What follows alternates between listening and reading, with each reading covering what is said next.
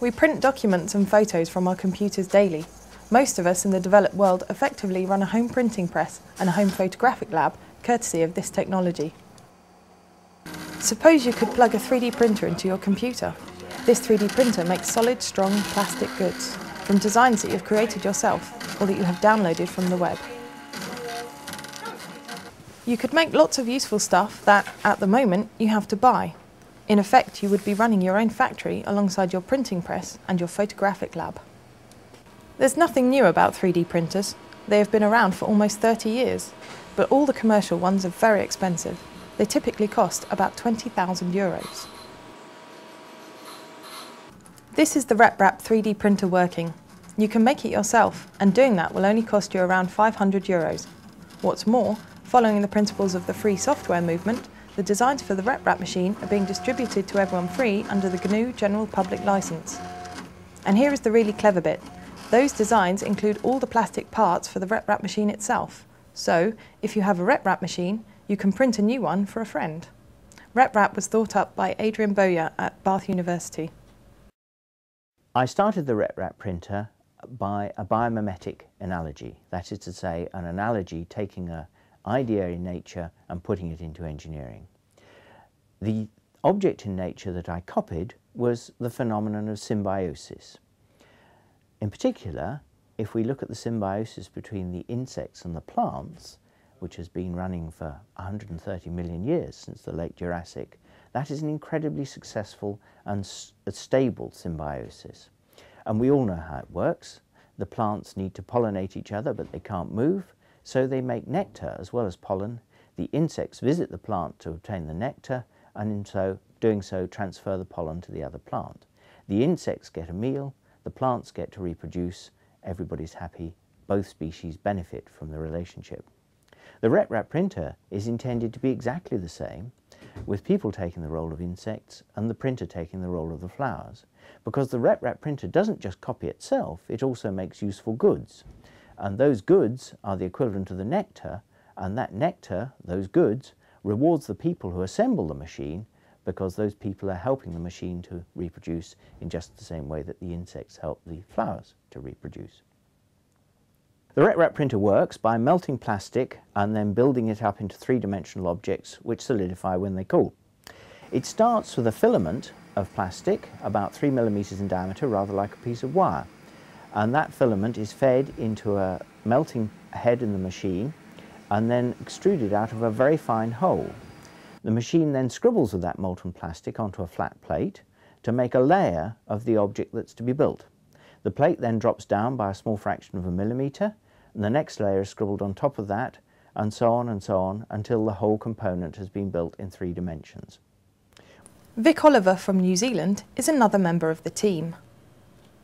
I just love the ability to design something, have it made right there on my desktop, and then realise I've done it wrong, correct it, leave the thing printing, come back in the morning, and there it is, perfect and glorious. There are 16 people in the core RepRap team from all over the world, and many others who help informally. The writing of the software and the documentation is done by this collective, as is the design of the electronics and mechanics. All the software, documentation and designs are published and shared on the web using wikis, blogs and SourceForge. Ed Sells is one of the principal people involved in the mechanical design of RepRap. One of the key challenges to designing the printer is to design it in such a way that it can make its own parts. For the first version, if we do a simple part count analysis on the design, we find that it can make about 50% of its own parts. As we develop the second version, which is what we're currently working on, we hope to improve this ratio to bring the number of parts that it can make for itself up. We hope to do this by developing new deposition heads so that we can print in new materials and increase the functionality of the printer. In May 2008, RepRap achieved replication for the first time. This parent machine made a complete set of parts that were then used to build this child machine. The child machine was immediately put to work making grandchild parts. The team are now working on version 2 of the RepRap machine. Version 2 will, of course, be printed by version 1, as well as being able to print itself. Version 2 will allow a wider range of materials to be printed, including electrical conductors, so that the machine can make its own circuit boards and other electrical products. If RepRap's successful, a number of changes may well happen in society. The principal one of them will be that we have the distribution of the manufacture of goods. At the moment, economies of scale mean that it's sensible for goods to be manufactured in factories and then to be shipped to individual people who wish to have those goods using a complicated transport system. If RepRap takes off and increases its abilities by evolution to manufacture more and more products, then people having these machines in their homes will mean there will no longer be a need, or no longer be such a big need, for factories to make the goods that they want.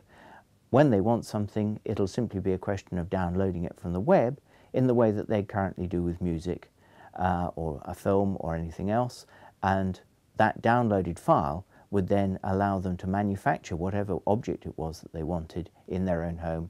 No transport involved except for the raw materials, which have to be transported anyway, of course. And thus we have short-circuited a large part of the conventional supply chain for material goods to individuals.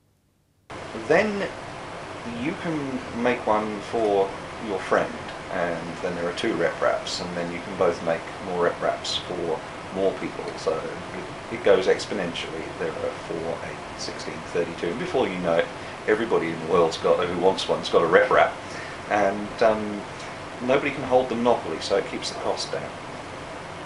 Chris DeBona, Open Source Programs Manager at Google, said, "Think of RepRap as a China on your desktop." And Sir James Dyson, inventor of the Cyclone bagless vacuum cleaner, said about RepRap, "Advanced fabrication technology that can copy itself is a truly remarkable concept with far-reaching implications." The objective of the RepRap project is to give away the designs for a machine that anyone can use to make many of the goods that we all currently have to buy. And anyone can also use their RepRap machine to make more RepRap machines for other people. The project aims to put a factory in every home, a factory that can make more factories.